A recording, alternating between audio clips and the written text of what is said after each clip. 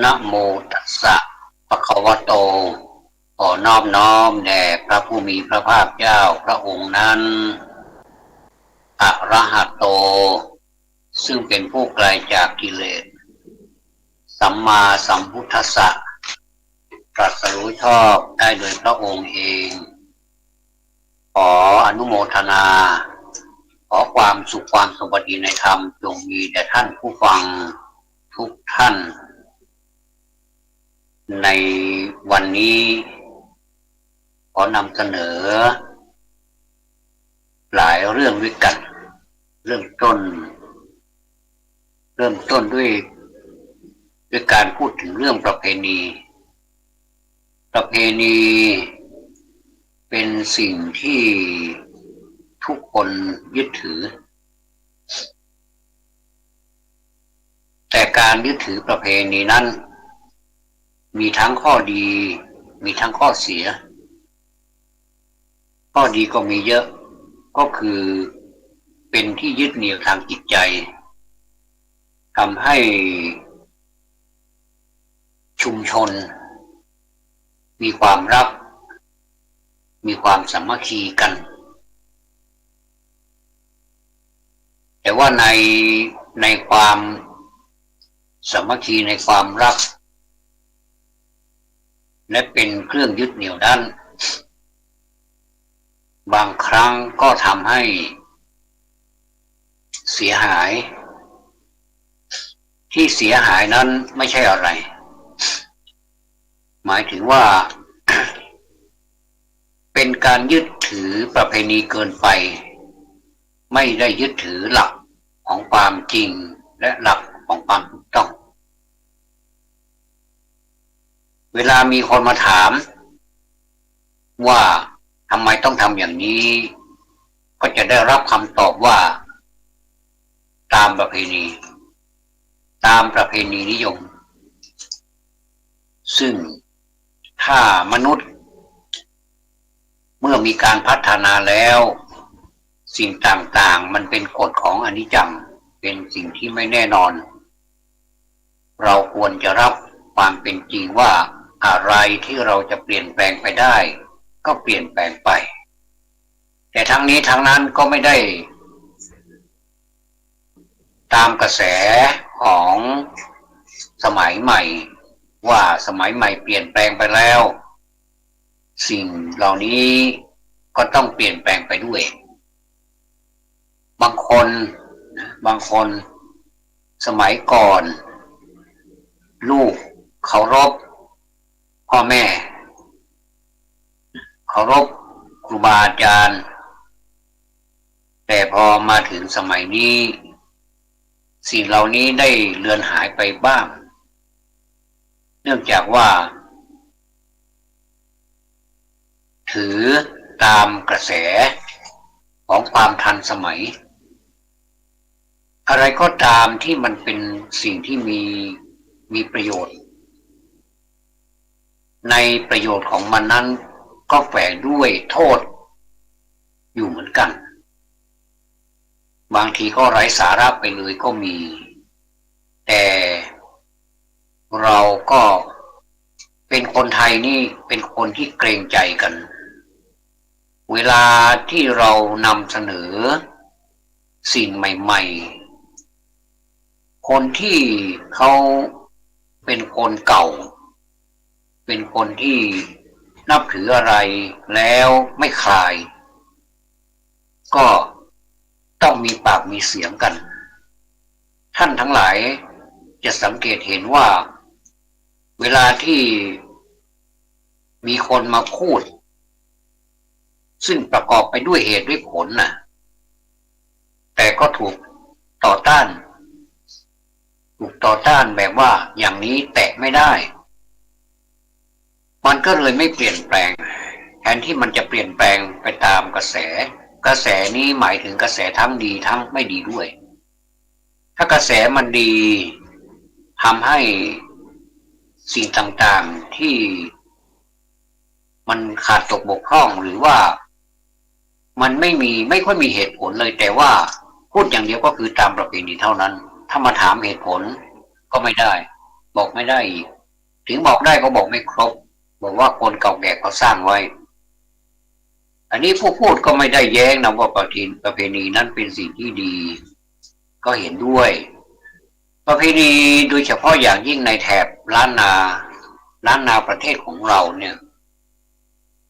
มีหลายอย่างที่เราจะต้องอนุรักษ์เอาไว้อย่างแน่นอนเช่นประเพณีที่รักษา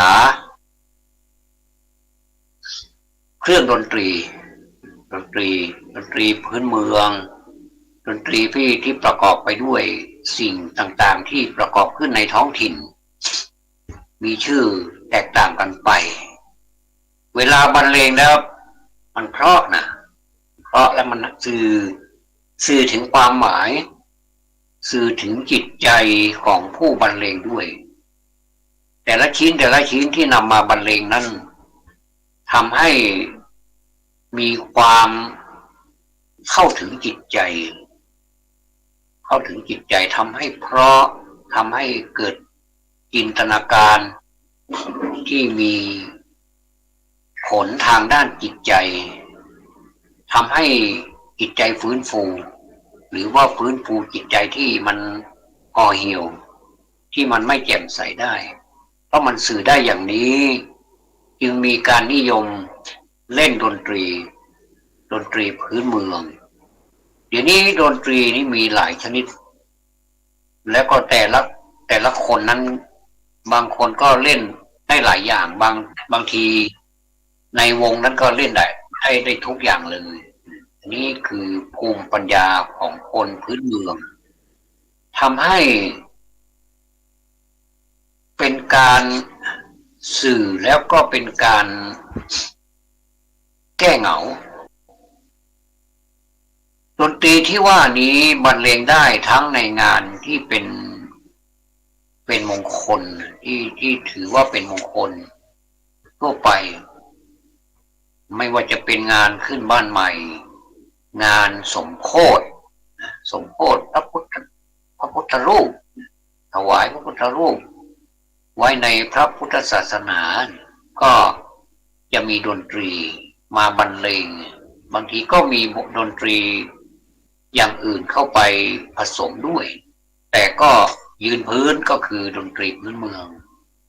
นะก็บรรเลงไปสื่อถึงความหมายมีความสุขถ้าไม่มีดนตรีสื่อให้นี้เราก็ไม่รู้ว่าเขามีงานอะไรมันจะเงียบนะแต่ว่าดนตรีนี้ก็เป็นการขั้นรายการเช่นพระสงฆ์ไป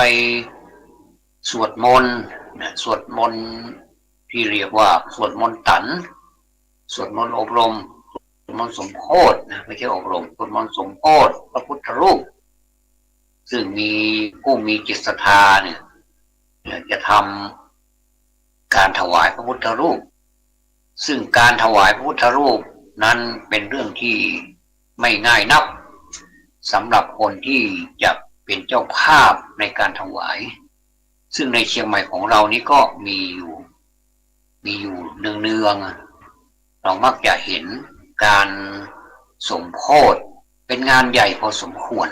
เพราะเป็นงานที่จุกจิกพอสมควรเหมือนกันดนตรีนี้ก็เข้าไปแทรกเข้าไปมีบทบาทมีส่วนร่วมในการแสดงออกถึงประเพณีนิยมและเป็นการ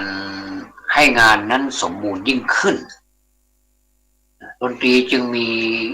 คุณสมบัติมีความสำคัญดังกล่าวมานี้และนอกจากนี้แล้วเนี่ยดนตรีนี่ก็ยังใช้ในการบรรเลงในงานที่โศกเศร้าเสียใจก็เล่นได้ทางนั้นเป็นการเล่นให้เจ้าภาพและผู้ที่มาร่วมงานนั้นได้สำนึกถึงความไม่มั่นคงของชีวิตก็ต้องมีการจากไปเป็นธรรมดาเมื่อมีดนตรีนี้เข้าไปเตือนก็ทำให้เขาเกิดสติขึ้นเป็นการเตือนสติได้เหมือนกันดนตรีนะแต่เล่นในลักษณะที่เป็นเพลงที่โศกเศร้า แล้วก็มีบ้างที่ทำให้ตื่นเต้นทำให้คึกคะนองที่เขาเรียกว่าคึกคะนองเป็นแห่งๆนะมีการร้องประกอบด้วยอันนี้ก็แล้วแต่ว่าใครจะสามารถทำอะไรแต่โดยพื้นแล้วก็คือดนตรีเป็นหลักไม่ว่าจะดนตรีนี้ก็จะเหมือนกับว่าเป็นทั้งดนตรีเป็นทั้งเสียงร้องอยู่ในดนตรีนั้นด้วยไม่ต้องมีคนร้องก็ได้เช่นวงหลายวงนะส่วนมากแล้วก็จะเป็น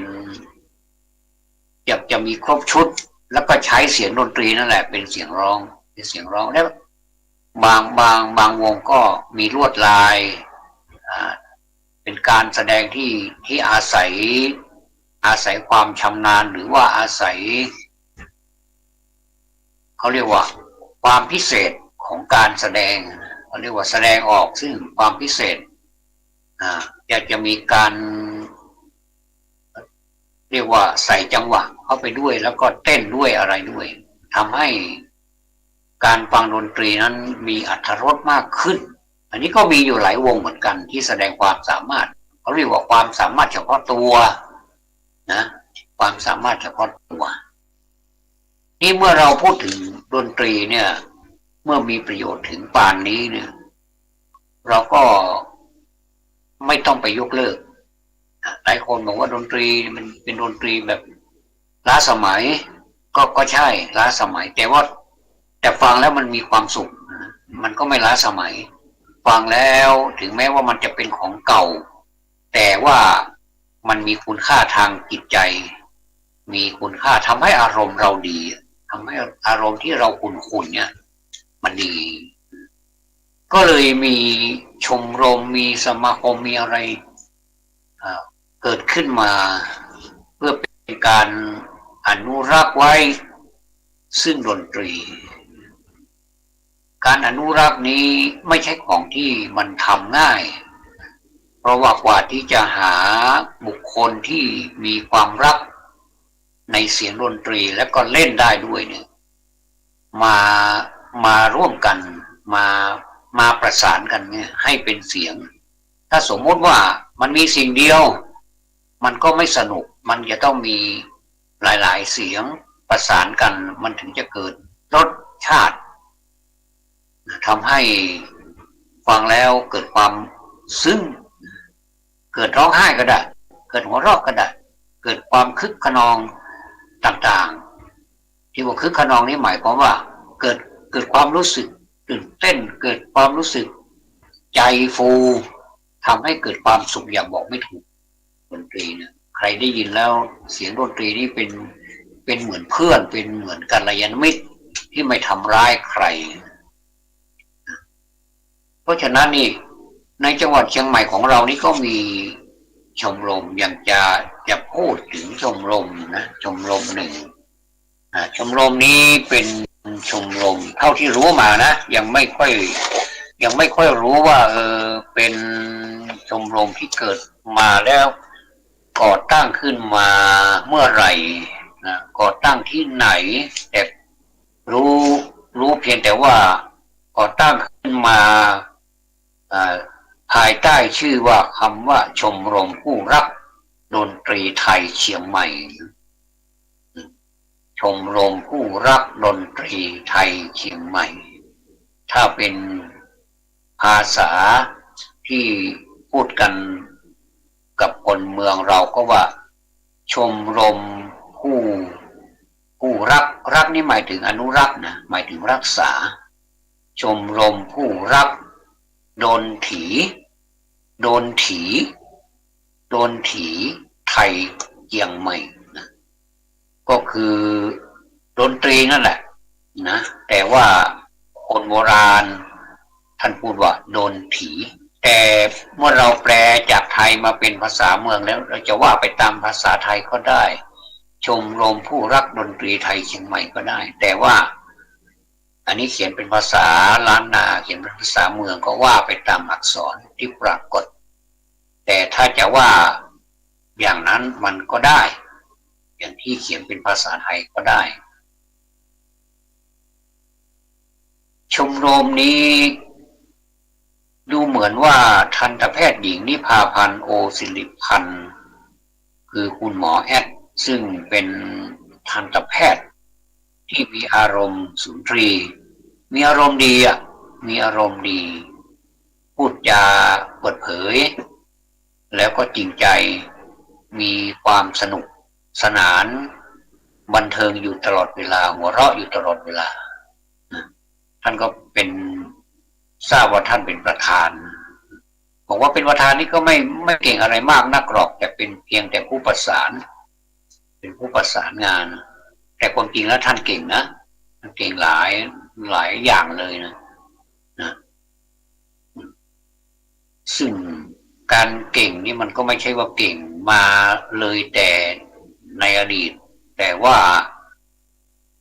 ไม่ได้ฝึกไม่ได้ทำอะไรเลยนี่มันก็ไม่เก่งนะ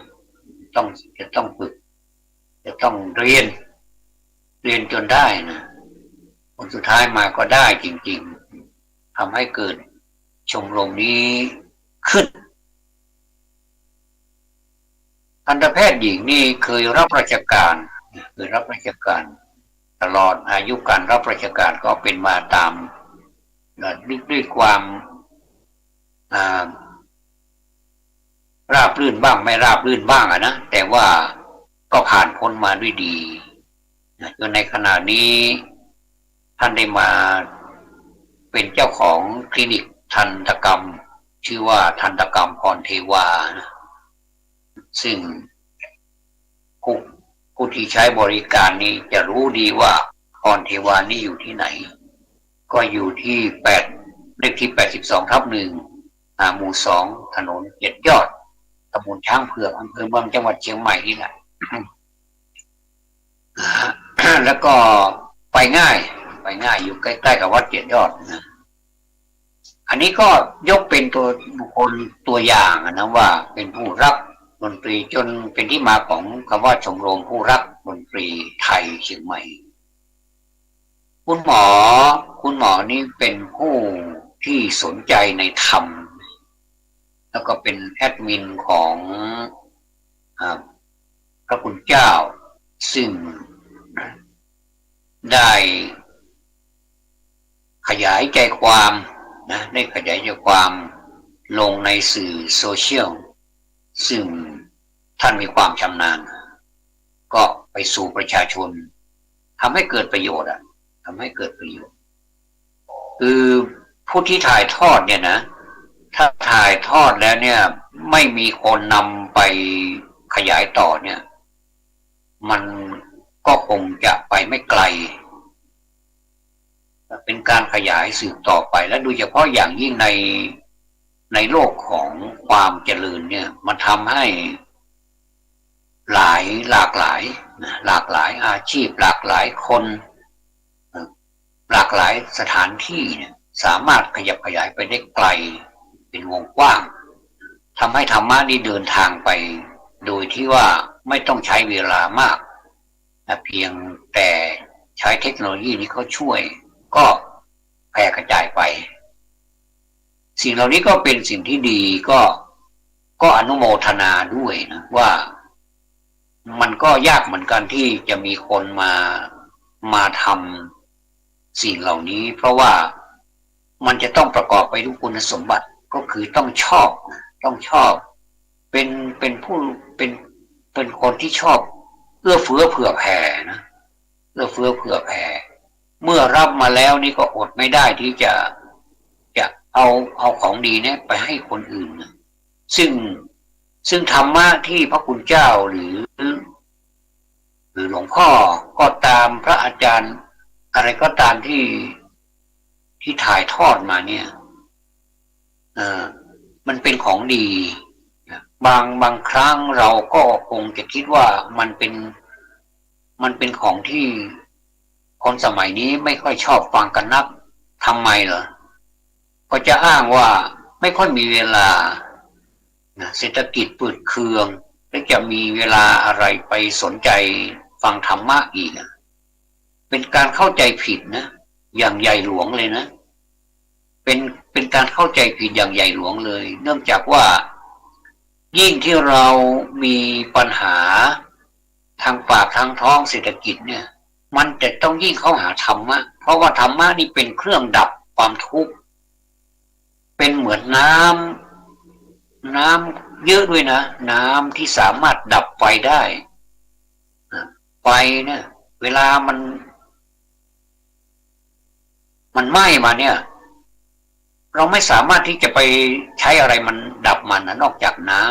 ำนอกจากน้ำแต่ว่าน้ำนี่ต้องจำนวนเยอะๆด้วยนะถ้าน้ำน้อยมันก็ย่อมแพ้ไฟใช่ไหมมันจะสู้ไฟได้ยังไงมันก็ไหม้ไปเรื่อยๆแล้วน้ำนี่มันก็มีหลายน้ำเลยนะอย่างเช่นน้ำธรรมดาน้ำมันอย่างเงี้ยถ้าน้ำมันไปราดมันก็ยิ่งลุกใหญ่เลยทีนี้ใหญ่โตกว้างไปแผ่ขยายไปเรื่อยๆไม่รู้จักจบจักสิ้นนะเป็นความเดือดร้อนเนี่ยถ้าเราคิดว่าในปัจจุบันเนี่ยเราดับเพลิงด้วยน้ำมันจะไปดับได้ยังไงมันก็ยิ่งลุกโชติช่วงชัชวาลต่อไปทำความเดือดร้อนเป็นวงกว้างไปเรื่อยๆนี่คือน้ำมันในที่นี้ถ้าจะเปรียบไปก็เหมือนกับวาจานะวาจาที่ด่ากันไปด่ากันมาไม่ลงรอยไม่ลงล็อกสักทีเลยคนก็ส่วนมากก็จะไม่ค่อยถือธรรมเป็นใหญ่แต่ว่าถือกฎหมายเป็นใหญ่ซึ่งกฎหมายนี้ก็สร้างขึ้นมาด้วยคนก็สร้างขึ้นมาด้วยคนก็อ้างเอากฎหมายแต่ว่าเรื่องของธรรมะนั้นไม่ค่อยมีใครอ้างนะสังเกตดูนะถ้าเราเอาธรรมะเนี่ยเอาธรรมะเป็นใหญ่เนี่ยนะกฎหมายก็กฎหมายเถอะเนี่ยถ้าธรรมะเนี่ยมันดีกว่าสิ่งอื่นเวลาเราให้ทานเนี่ยเวลาเราให้ทานเราธรรมะเป็นทานนี่ยังสามารถที่จะชนะดีกว่าการให้ทุกอย่างเลยไม่ว่าจะเป็นสิ่งของเงินทองอะไรก็ตามนี่ยังสู้การให้ธรรมะอย่างเดียวไม่ได้นะธรรมะทานังสัพพะทานังธรรมะทานังชินาติการให้ธรรมเป็นทานย่อมชนะการให้ทุกสิ่งทุกอย่างนี่เป็นความจริงนะท่านผู้ฟังทั้งหลายนี่พูดถึงคุณหมอก็ได้มาปรารภว่าประเพณีพื้นเมืองเนี่ยนอกจากจะมีความสวยงามเป็นสมบัติของชุมชนพื้นเมืองหรือว่าคนพื้นเมืองล้านนาประเทศของเราเนี่ยแล้วเนี่ยก็ยังเป็นที่รักของเทวดาด้วยเป็นที่รักของผีสางด้วยเป็นที่รักของอสุรกายเปรตเป็นที่รักของคนเป็นที่รักของสัตว์เพราะอะไรถึงได้เป็นที่รักเพราะว่าเราจะสังเกตเห็นว่าประเพณีพื้นเมืองของเราเนี่ยนอกจากที่จะทำให้ตนเองแล้วเนี่ยเป็นหลักแล้วนี่เราเมื่อเราได้รับแล้วเนี่ยเรายังมีเมตตาที่เราเรียกติดปากว่าแผ่เมตตาทำไมต้องแผ่เมตตาด้วยไม่แผ่ไม่ได้หรือมันก็ได้แต่เราเป็นผู้ที่มีจิตใจเอื้อเฟื้อเผื่อแผ่ตามอุปนิสัยของคนล้านนาไม่ว่าจะทำงานอะไรไม่ว่าจะทำกิจกรรมที่เป็นงานบุญงานกุศลอะไรก็ตามนี่จะแผ่เมตตาบางทีก็แผ่เป็นแบบคนล้านนาไปเลยก็คืออิตังตานะกัมมังนิพพานะปัจจโยโหตุโนนิจังอิตังศีลกัมมังหรือว่าอิมังบางที่ก็เป็นอิมังอิตังอิมังก็ใช้ได้เหมือนกันแล้วก็ภาวนากัมมังนิพพานะปัจจโยโหตุโนนิจังก็คือปรารภพพระนิพพานเป็นหลักนิพพานะปัจจโยโหตุโนนิจังถ้าแปลแล้วนะนิพพานะก็คือนิพพานปัจจโยเป็นปัจจัยปัจจโยโหตุโนนิจังก็คือขอให้นิพพานนี้สำเร็จแก่เราทั้งหลายแล้วหลายท่านก็ ปรารถนานิพพานในชาตินี้เลยเหมือนกับท่านหลวงพ่อพุทธทาสหลวงพ่อพุทธทาสบอกว่านิพพานที่นี่เดี๋ยวนี้คือถ้าใจสงบมันร่มเย็นก็นิพพานแล้วเมื่อเราพูดถึงความมีเสน่ห์ของการแผ่เมตตาของคนพื้นเมืองที่ว่าทำไมต้องเป็นที่รักของเทวดาทั้งหลายทำไมเป็นที่รักของผีของเปรตอสุรกายสัตว์เดรัจฉานทุกสิ่งทุกอย่างที่คนล้านนานี้แผ่ไปให้อันนี้เป็นจุดสำคัญที่เราไม่ค่อยได้พูดกันเห็นเขาแผ่แล้วก็แผ่ไปด้วยบางทีก็แผ่ไม่ได้แล้วก็ไหว้ไปด้วยเสร็จพอเสร็จแล้วก็เสร็จตามเขาไปด้วยแค่นั้นเองก็ถามว่าถ้าเราสวดไม่ได้แต่ละถ้าเราจิตใจมั่นคงเนี่ยจะได้ไหมมันก็ได้นะแต่ถ้าเราแผ่ด้วยได้ด้วยเปล่งวาจาออกมาด้วยนี่มันก็ยิ่งดีนะมันก็ยิ่งดีทีนี้ขอแทรกหน่อยว่าไปที่ลำปางนะเมื่อเร็วๆมานี้ได้ไปงานศพของโยมแม่ของท่านอาจารย์ท่านพระครูอิศวัตรนะขออภัยที่ได้เอ่ยนามนะครับเป็นกรณีศึกษาเป็นเคสสตั๊ดดี้ก็แล้วกันนะครับซึ่งได้ไปเห็นได้ไปพบก็ถือว่าเป็นประสบการณ์อย่างหนึ่งว่าทางลำปางนี่เขาเวลาเขาจะแผ่เมตตานี่ก็จะแผ่พร้อมๆกันหมดเลยไม่มีหัวหน้านะไม่มีหัวหน้าแล้วว่าตามนี่ไม่มีนะทุกคนทั้งหญิงทั้งชายนี่ก็จะแผ่เมตตาเสียงดังมากเลยเสียงดังมากเลยไม่เชื่อท่านก็เราไปดูใน YouTube อันเก่าๆหรือว่าที่ถ้าเขาได้อัดได้บันทึกเทปไว้ในวิดีโอท่านก็จะเห็นว่าไม่ว่าจะเป็นงานอะไรนะอาตมาเข้าใจว่าเขาจะแผ่เมตตานี้พร้อมกันหมดเลยอันนี้ถือว่าเป็นแบบอย่างแล้วก็เป็นสิ่งที่ดีอาตมาเห็นด้วยนะเห็นด้วยอย่างยิ่งเลยว่าเวลาเราแผ่เมตตาเนี่ยเราจะต้องแผ่ได้ด้วยตนเองด้วยไม่ว่าจะทำอะไรจะแผ่เมตตาจะทำอะไรเนี่ยเราต้องได้ด้วยนะเผื่อว่าวันนั้นไม่มีบุคคลที่เขานำนะเขาอาจจะบางทีทำมานานแล้วอยากจะพักบ้างนะก็เลยพักนะแล้วก็มันพอดีมันขาดคนพอดีอย่างเงี้ยนี่จะทำยังไงเนี่ยข้อดีของการแผ่เมตตาใครๆก็แผ่ได้เนี่ยมันขาดคนใดคนหนึ่งมันก็ทำได้อันนี้ถือว่าลำปางนี่โดยเฉพาะที่ห้างฉัดเนี่ยนะตำบลปงยางคกเนี่ยนะได้ไปร่วมงานเนี่ยไปร่วมงานศพนะจนได้เดินไปส่งนำเขาเรียกว่าไปจูงประสาทนะไปจูงประสาทเพื่อที่จะไปสู่สุสานแล้วก็ทำการชาปนกิจต่อไปเนี่ยก็แดดก็ร้อนจ้านะแดดเปรี้ยงเลยนะแต่ในจิตใจนี่มันไม่ร้อนนะจิตใจนี่มันทำให้เรามีความสุขนะที่มีความสุขนี่ไม่ใช่อะไรหรอกถ้าเราได้ทำนะถ้าเราทำดีอ่ะเวลาจะมีแดดร้อนนี่มันไม่มีปัญหาแดดจะร้อนฝนจะตกไม่มีปัญหาแต่ว่ามันได้รับผลกระทบแค่เพียงร่างกายนะร่างกายของเรามันร้อนนะยอมรับว่ามันร้อนจริงๆนะแดดเปรี้ยงจริงๆแดดมันร้อนจัดมากเลย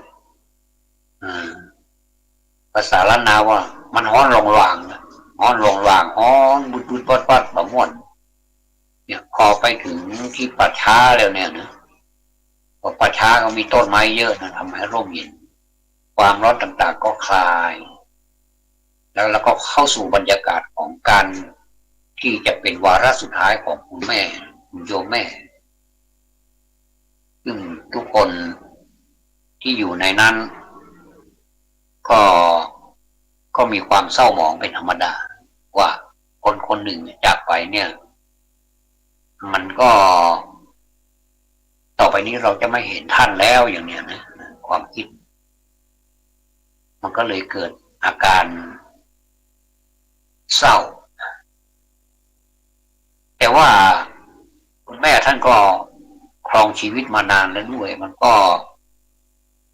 ทำความดีมาเราก็เลยเห็นเป็นธรรมดาเพราะว่าสังขารก็เอาคืนโลกไปเพราะว่ามาจากโลกมาจากดินน้ำลมไฟมาจากโลกแล้วก็มาครองอยู่ชั่วคราวก็เมื่อจากไปมันก็เป็นเรื่องของธรรมดาเนี่ยเมื่อพูดถึงการแผ่เมตตาเนี่ยมันเป็นลักษณะพิเศษของคนล้านนาซึ่งทันตแพทย์หญิงนิพาพันธ์โอสิริพันธ์หรือว่าคุณหมอแอดนี่ก็พูดท่านพูดได้เก่งมากเลยเรื่องธรรมะนี่ถ้าใครไปสนทนาด้วยเนี่ยโอ้ไม่อยากลุกเลยนะคือไม่อยากจะลุกจากที่นั่งเลยอ่ะพูดแบบต่อเนื่องไปเลยแสดงว่าประสบการณ์ของท่านนี้มากนะมีมากมายเหลือขนาเลยนะก็คือในสมองเนี่ยมีแต่เรื่องธรรมะทางนั้นเลยแล้วก็ท่านก็พูดถึงเรื่องกรรมด้วยเรื่องเวรเรื่องกรรมต่างๆนะการที่เราทุกวันนี้เรื่องกรรมเราก็ต่อสู้กับกรรมเพราะว่ากรรมนี้มันเราสร้างมาแต่ชาติปางไหนแล้วก็ไม่รู้บ้างเราไม่รู้ว่าเราสร้างเมื่อพบไหนแล้วนานเท่าไหร่กี่ปีกี่ชาติเนี่ยเราก็ไม่รู้พอมาถึงชาตินี้เรามารู้ตัวว่าเรามีกรรมจริงๆแล้วเราก็ไม่สามารถที่จะใช้เวรกรรมนั้นให้หมดไปได้ภายในระยะเวลาที่สั้นนะก็ต้องใช้เวลาทางลัดนะเหมือนกับเราจะไปที่ไหนสักแห่งเนี่ยถ้าเรามีทางลัดเนี่ยเราจะไม่เหนื่อยเราก็ถ้าไปทางรถยนต์เราก็จะประหยัดน้ำมันมากนะถ้าเราวิ่งไปหรือว่าเดินไปเราก็จะประหยัดพลังงานในการที่เราไปถึงจุดหมายได้นี่ก็น่ามีอาตมาเห็นด้วยนะกับคำพูดนี้และมีนักปราชญ์ทั้งหลายท่านก็พูดไว้แล้วอย่างเช่นสมเด็จพระญาณสังวรสมเด็จพระสังฆราชเนี่ยซึ่งท่านได้เขียนหนังสือไว้มากมายท่านพูดว่าเวรกรรมเนี่ยนะเหมือนกับเราวิ่งแข่งกันวิ่งแข่งไปถ้าเราไปรอให้หมดเวรหมดกรรมซะก่อนเนี่ยมันไม่ได้นะเพราะมันต้องใช้ระยะเวลานานนี่มีทางลัดให้อันนี้เป็นประการใดและท่านผู้ปฏิบัติก็เอาไปพิจารณาดูก็แล้วกันว่าจะเป็นความจริงไหมถ้าเรายกตัวอย่างอย่างนี้เราเห็นภาพใช่ไหมด้วยเหตุด้วยผลว่าสมมุติว่าเราเป็นหนี้ใครเนี่ยตอนเนี้ยอันนี้พูดถึงเจ้ากรรมนายเวรนะเปรียบเทียบนะอันนี้ไม่ได้แนะนำให้ว่าเป็นหนี้แล้วไม่ใช้นะอันนี้หนี้อย่างอันนี้เป็นหนี้กรรมนะถ้าเราเป็นหนี้กรรมใครเนี่ยเจ้าหนี้เจ้ากรรมเจ้าเวรเจ้ากรรมทั้งหลายเนี่ยเขาก็วิ่งมาแล้วก็พอมาเจอแล้วก็ใช้เราก็ต้องใช้หนี้เขาไม่ว่าจะเป็นหนี้เจ็บป่วยไม่ว่าจะเป็นหนี้ผิดหวังไม่ว่าจะเป็นหนี้อะไรต่างๆเนี่ยบางทีเราร้องไห้จนไม่มีน้ำตาจะร้องอยู่แล้วเนี่ยนะก็เราก็ใช้วิธีมันวิ่งมาเราก็วิ่งหนีวิ่งแข่งกันแต่เราต้องสตรองนะเราต้องแข็งแรงอย่าให้สะดุดขาตัวเองแล้วก็ล้มไปเนี่ยล้มเมื่อไหร่เลยมันขย่ำเมื่อนั้นแหละอันนี้ฉันใดก็ฉันนั้นตามาก็เห็นด้วยเพราะฉะนั้นนี่เจ้ากรรมนายเวรนี่มันมีจริงแต่ว่าถ้าเราไปถวายอันนี้ต้องขออภัยด้วยนะไม่ได้ห้ามให้ถวายนะไม่ได้ห้ามใครจะไปทำบุญอะไรก็ตามแล้วแต่อย่าทำบุญกี่รอบกี่ครั้งวันก็ไม่ว่ากันนะแต่เพียงแต่ว่าเราให้เขาสังเกตนิดหน่อยว่าการที่เรา ไปทำบุญให้เจ้ากรรมนายเวรเนี่ยจริงๆแล้วเขาได้รับหรือเปล่าอาตมาคิดว่าเขาได้รับแต่ว่าวิธีการนี้มันก็เป็นวิธีการหนึ่งแค่นั้นเองทำให้เราสบายใจว่าเราทำบุญให้เขาแล้วเขาก็ได้รับไปแล้วแต่ว่าทำไมเวรกรรมของเรามันยังมีอยู่แล้ว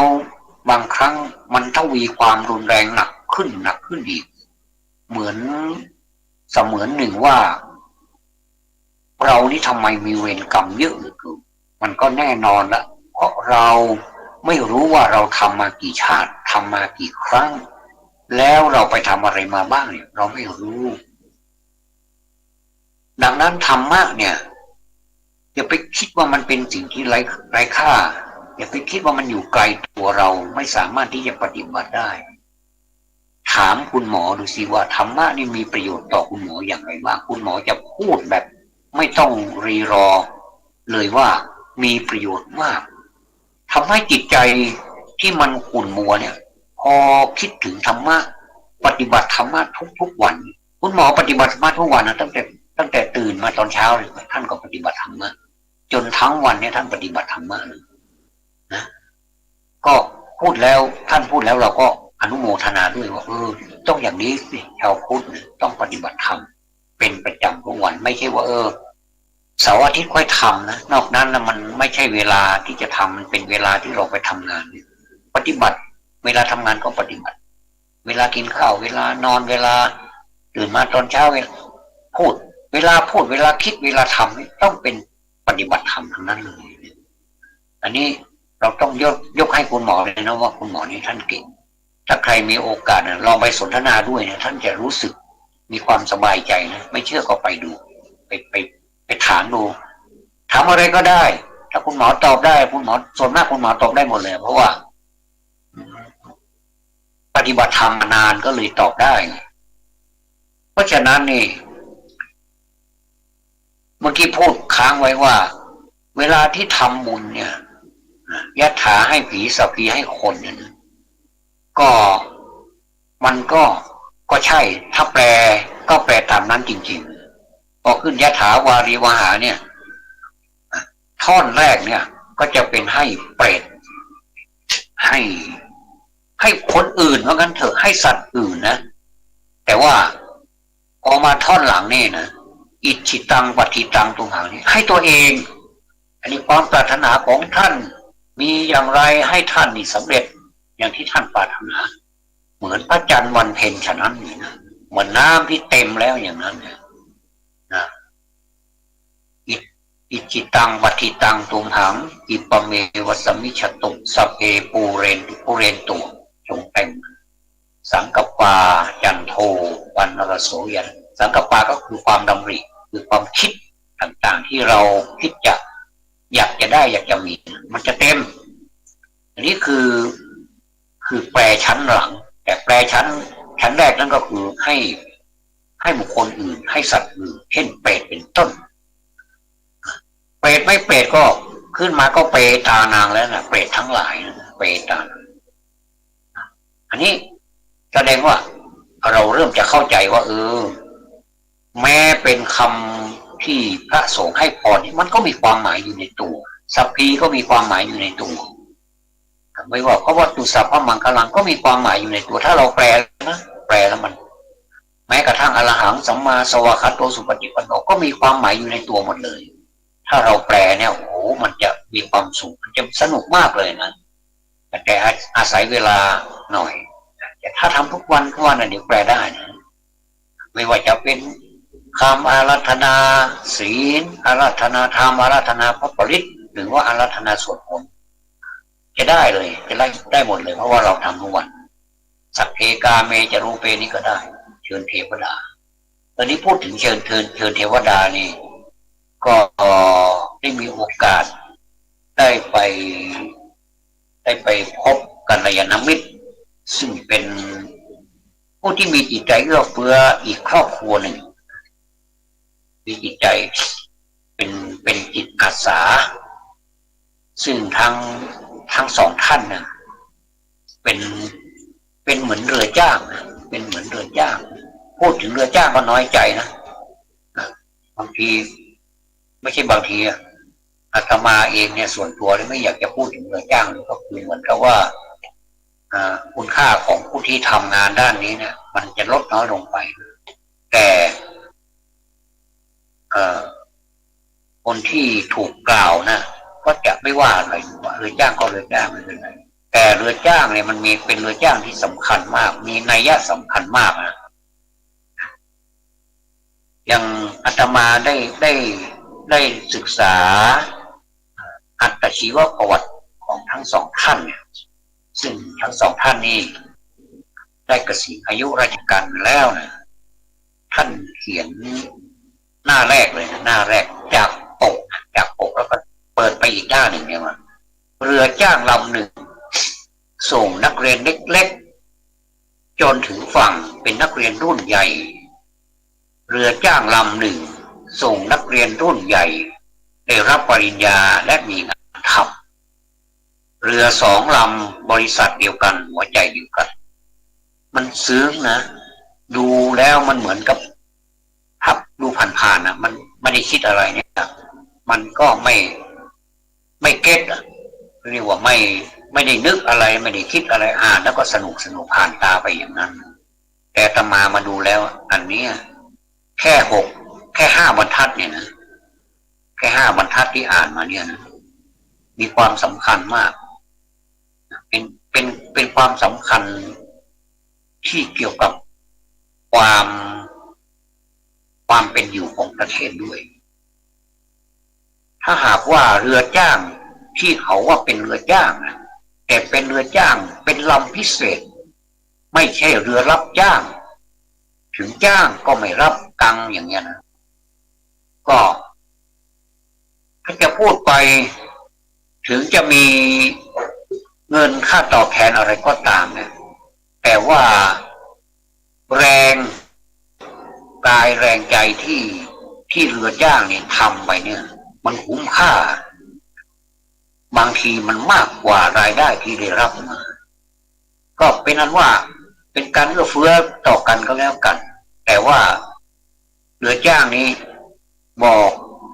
ด้วยความจริงใจว่าเป็นเรือจ้างลำพิเศษซึ่งสามารถส่งนักเรียนตัวเล็กๆไปถึงฝั่งเพื่อส่งต่อเป็นส่งต่อส่งไม้ต่อไปให้เป็นนักเรียนรุ่นใหญ่แต่ก็เรือจ้างอีกลำหนึ่งเนี่ยก็มารับไม้ต่อส่งนักเรียนรุ่นใหญ่นี่ได้รับปริญญาแล้วก็มีงานทำท่านว่ามีประโยชน์ไหมล่ะมีประโยชน์มากนะเนี่ยเรือสองลำนี้เป็นบริษัทเดียวกันมาด้วยกันแล้วก็เป็นหัวใจเดียวกันก็แสดงว่าทั้งสองท่านเนี่ยมีหัวใจเดียวกันก็คือเป็นหัวใจที่รักการสอนเป็นหัวใจที่รักการสอนนี่ใครสอนก็ได้ใครสอนก็ได้และแต่ถ้ามีความรู้แล้วใครสอนก็ได้แต่ว่าประพฤติให้ดีให้ดูเนี่ยมีไหมถ้าเป็นครูเนี่ยทั้งสอนด้วยความชำนาญในวิชาการที่ให้นักเรียนเนี่ยเต็มแล้วนอกจากนักเรียนได้รู้ถึงวิชาการที่ครูตั้งใจจะให้แล้วสิ่งหนึ่งที่นักเรียนจะได้รับอีกนะก็คือความประพฤตินี่มาคู่กับการศึกษาการเล่าเรียนเนี่ยต้องมาด้วยกันเป็นผู้เดินไปด้วยกันไปไหนก็ไปด้วยกันถ้าขาดอย่างใดอย่างหนึ่งแล้วก็ไม่ไหวนะมีความรู้อย่างเดียวนี่ก็ไม่ได้นะมีความประพฤติอันนี้ยังพอได้นะถึงว่ามีความถึงแม้ว่าจะไม่มีความรู้แต่ก็พอรู้บ้างเนี่ยแต่ขอให้ประพฤติดีเนี่ยอันนี้น่าสำคัญนะแสดงว่าความประพฤตินี่มันเป็นพี่ของวิชาการแต่ว่าเขาก็เป็นพี่เป็นน้องที่เกี่ยวก้อยกันไปแล้วก็ไปสู่จุดหมายปลายทางประเทศใดก็ตามเนี่ยถ้ามีทั้งความรู้ด้วยแล้วมีทั้งความประพฤติด้วยวงเล็บต้องจริงใจด้วยนะไม่ใช่ประพฤติว่าต่อหน้าคนประพฤติอีกอย่างหนึ่งแต่ถ้ารับหลัง ประพฤติอีกอย่างมันไม่ใช่นะไม่ว่าต่อหน้าและรับหลังก็เป็นคนคนเดียวกัน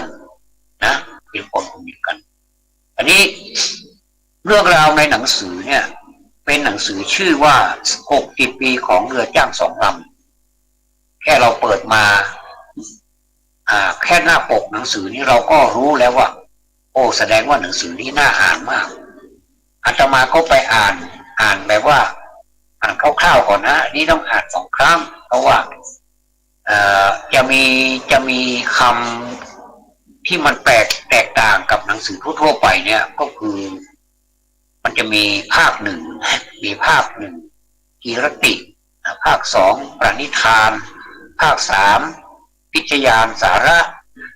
แล้วก็ภาค 4ปิยมิตรและภาค 5สิทธิครูแอลเนี่ยแสดงว่าเจ้าของหนังสือนี้ก็คือชื่อครูแอลก็คือรองศาสตราจารย์เป็นรองศาสตราจารย์แอลเป็นรองศาสตราจารย์แอลก็คือที่เราพูดเนี่ยเป็นเรื่องจริงนะไม่ใช่เรื่องที่แต่งขึ้นมาเป็นนิยายเป็นปรัมปราไม่ใช่เป็นเรื่องจริงของครู2 ท่านครู2 ท่านซึ่งอันนี้เราพูดถึงเราสนิทกันนะเรียกว่าครูแอลนะแต่จริงๆแล้วท่านชื่อว่า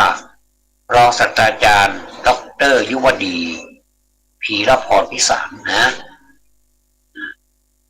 ซึ่งได้เกษียณอายุราชการมาหลายปีแล้วแต่ความดีของเขาว่าเป็นครูของท่านเนี่ยก็ยังไม่เลือนหายไปไหนยังไม่พอท่านก็มีทายาทก็ประพฤติปฏิบัติตามคุณพ่อคุณแม่ก็คือเป็นด็อกเตอร์เหมือนกันทำงานเพื่อสังคมอยู่ในมหาวิทยาลัยเชียงใหม่เป็นนักเรียนดีด้วย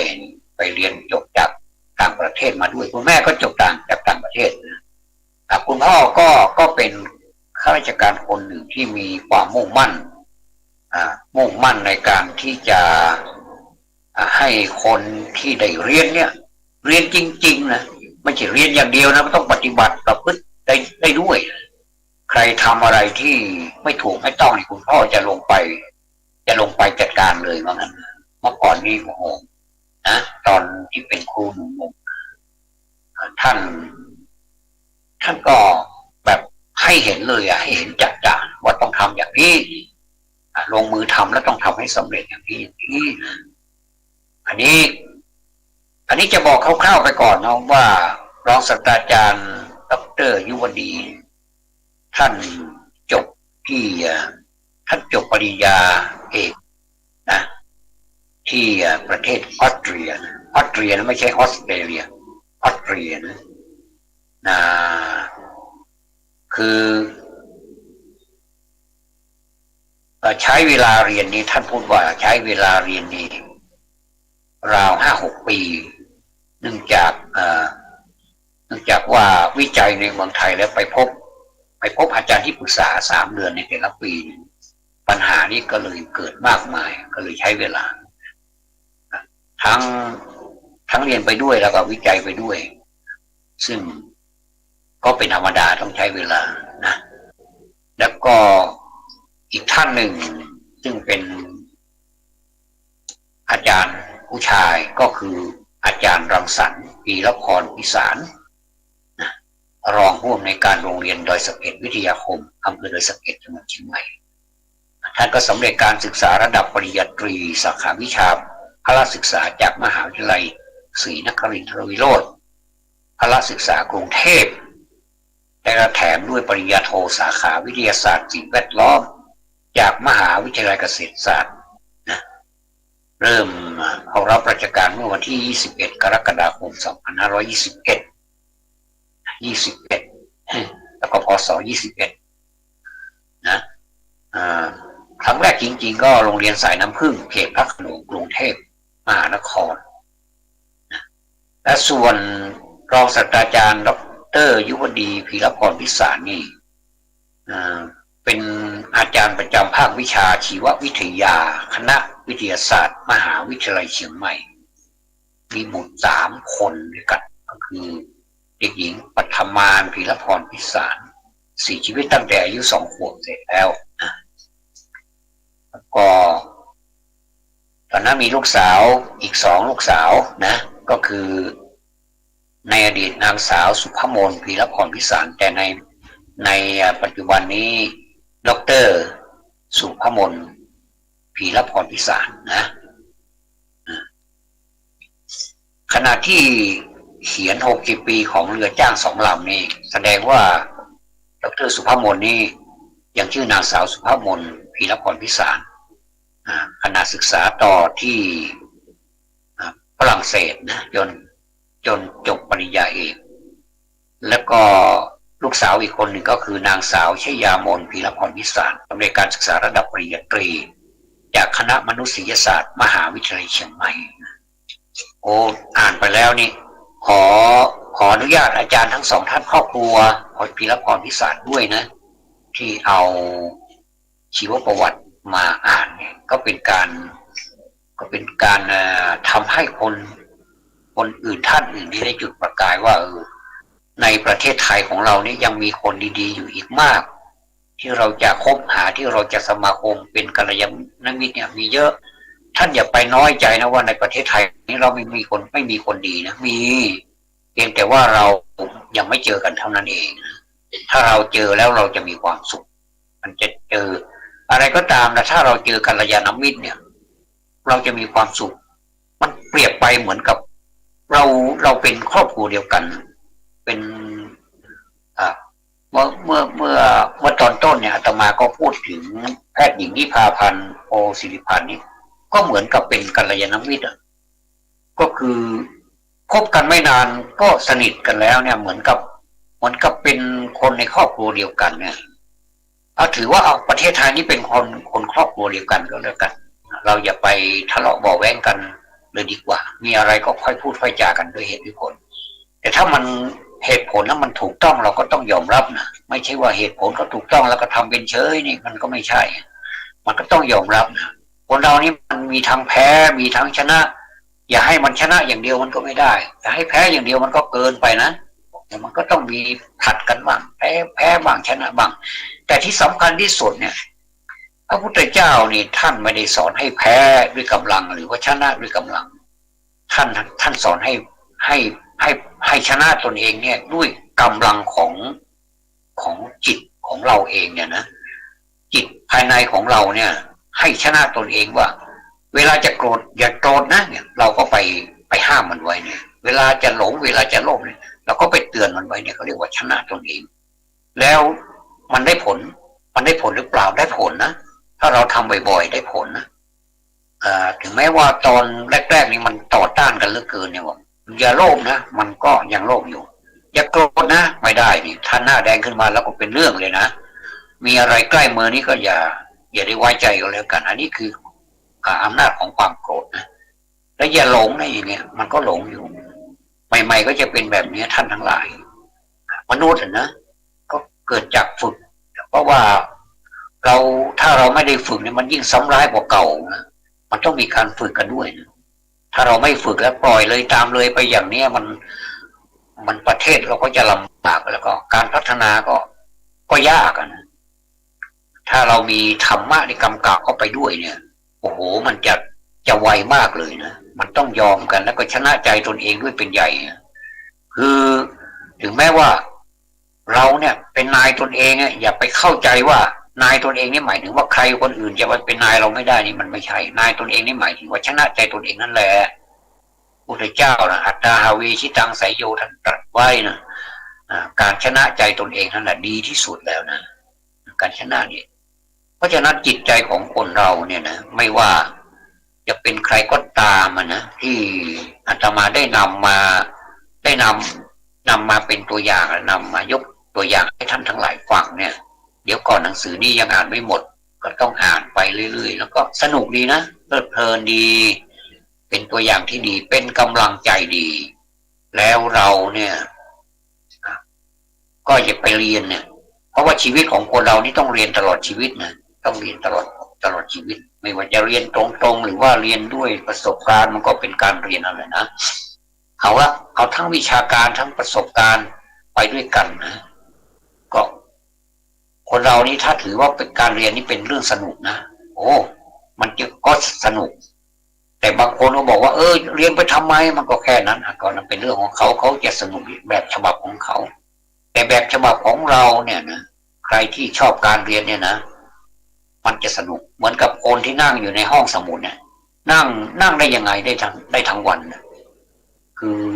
อ่านเล่มหนึ่งแล้วยังไม่พอก็ต้องไปอีกต่อเล่มหนึ่งแล้วมันมีเยอะนะสมุดในห้องสมุดมันมีเป็นพันเล่มบางทีเป็นหมื่นเล่มในหอสมุดแล้วเราก็ลุกไม่ได้นะมันติดมันเหมือนกับมีแม่เหล็กดึงดูดที่นั่งเราไว้เนี่ยนะมันลุกไม่ได้นะอ่านสนุกท่านผู้ฟังเคยเป็นไหมล่ะอันนี้เคยเป็นนะจนลืมมื้ออาหารไปเลยก็มีนะสนุกถึงขนาดนั้นนะแต่แนะนำไม่ค่อยดีหรอกถ้าเวลาอาหารแล้วก็ลุกไปซะก่อนไปรับประทานอาหารให้อาหารกายก่อนแล้วก็ค่อยกลับมารับ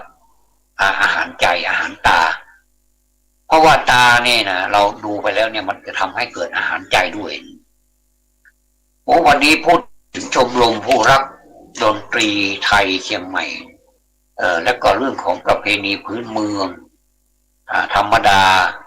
อุปนิสัยของคนพื้นเมืองนี่ชอบเป็นผู้เผื่อแผ่อยู่แล้วพูดจาก็อ่อนหวานเจ้านะซึ่งจะไปพูดว่าเจ้าเนี่ยมันไม่ใช่นะบางคนมันไปไหนมาเจ้าไปไหนมาเจ้านี่มันแสดงว่าไปไหนมาเช้าไม่ได้ไปไหนมาเจ้าไปไหนมาคะก็คือไปไหนมาเจ้ามันคือบางทีถ้ามันเพี้ยนไปเนี่ยเราฟังเราเป็นคนเมืองที่เรารู้เลยนะว่ามันไม่ใช่ไปไหนมาเจ้าเนี่ยนะเจ้าเนี่ยมันก็หมายถึงเจ้าคือมันไม่สายเจ้านี่หมายถึงมันไม่เจ๊งก็คือมันอยู่ตัวไม่กำไรแล้วก็ไม่ขาดทุนคือเจ้ากันไปต่างคนต่างครึ่งเจ้ากันไปไม่ได้อะไรสักอย่างได้แต่ทุนคืนมาเจ้าถ้าจะพูดเมืองว่าเจ้าเนี่ยเขาพูดผิดไปแล้วนะต้องเป็นพูดเจ้านะเจ้าดังนั้นในวันนี้นี่ก็จะพูดเรื่องอื่นดีก็เวลาหมดแล้วเดี๋ยวเราก็มาพูดกันใหม่ก็ถือว่าเป็นเบ็ดเตล็ดเป็นสาระที่น่าจะเป็นประโยชน์กับท่านผู้ฟังขอกราบขอบพระคุณในความเมตตาของพระครูสมุวิศวัตรวรจิตโยท่านผู้อำนวยการสถานีวิทยุแห่งนี้เป็นอย่างสูงครับขอความสุขความสวัสดีในธรรมจงบังเกิดแก่ญาติโยมผู้ฟังทุก